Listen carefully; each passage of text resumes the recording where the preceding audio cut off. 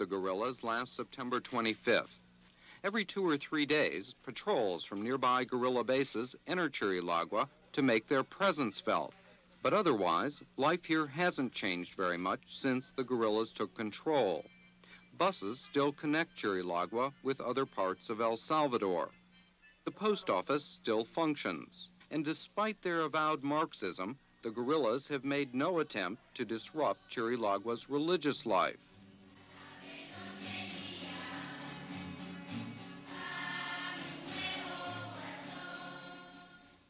On Sundays, there's been no change at Our Lady of Guadalupe Church.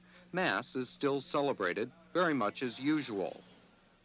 What is unusual is that for many years, the Chirilagua parish has been staffed by American missionaries from Cleveland, Ohio. That hasn't changed either. Well, since the end of September, the guerrillas have nominal control over the town. They haven't hindered us in any way. We're cautious. We can't accept necessarily the beliefs or the philosophical background they're coming from. It's not the same as ours. And it's a delicate and complicated situation. Father John Loya is one of 4 American missionaries in Chirilagua. He, Father David Fallon, Sisters Therese Osborne and Maria Burlick, are believed to be the only American priests and nuns living and working behind guerrilla lines in El Salvador. But unlike some other foreign priests who've embraced the guerrillas, these Americans are not radicals or political activists.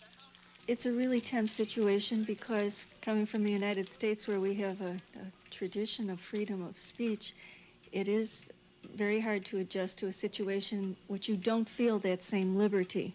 Sister Therese told us that she and her colleagues from Cleveland view their mission as ministering to the needs of the people of Chirilagua, regardless of which side has political control of the town and surrounding area. We're foreign missionaries, and I think that we are fulfilling a role right now in the country, helping people, helping the Christian communities. And we want to be able to remain in this area. Father David has been in El Salvador for 6 years. He's the senior member of the Cleveland Mission and pastor of the Chirilagua Church. Before we came here, there was no priest. And if we weren't here, there wouldn't be any priests or sisters. So that our work is very extensive. A lot of the work is sacramental work, that is celebrating the Mass in baptism, and weddings, other sacraments. But despite that, I like to think that the focus we have is to encourage and train lay leadership. Knowing that we can be there, seldom be there, somebody has to do most of the work of evangelizing, of bringing the message of Christ to others. In addition to their work in the town of Chirilagua, the priests celebrate Mass at least once a month in about 25 small villages like El Cuco. The American missionaries work in an area of about 100 square miles, all of it now at least nominally controlled by the guerrillas. One of the communities we visit is named Guadalupe. We usually only go there once a month, but I was visiting there and I knew this woman was ill. I visited her before.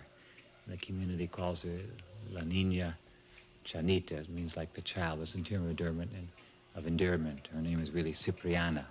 She's been living there for about better part of a year. And so I decided to bring her communion because I knew that she wanted communion. And she was just overjoyed to have a visit. Simple faith. She knows she's ill. She doesn't want to go to the hospital. She wants to die at home.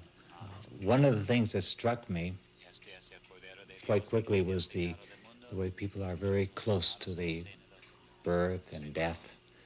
People are born in their homes, not in hospitals in the rural areas. They die in their homes. They prepare the body. On more than one occasion, I have been celebrating a Mass and a wedding, and because at that same time someone died, they brought the body in, and we had a wedding and a funeral at the same time. And the people were not upset in the least. They're just not hidden from those realities. Outsiders are often shocked by how primitive conditions are. Sister Maria told us that she too was shocked when she first came to Chirilagua 3 years ago. The actual reality of Chirilagua was much different than just seeing it in the pictures and in the slides, because the poverty of some of the places is really striking. I just couldn't believe that people really did live in little stick huts. Infant mortality is high. Life expectancy for adults is low. At least once a week, Sister Therese travels to outlying villages in the parish, often by horseback, to work with volunteer health teams. It's not strictly religious work, but it is very much a part of what the Cleveland Mission is all about.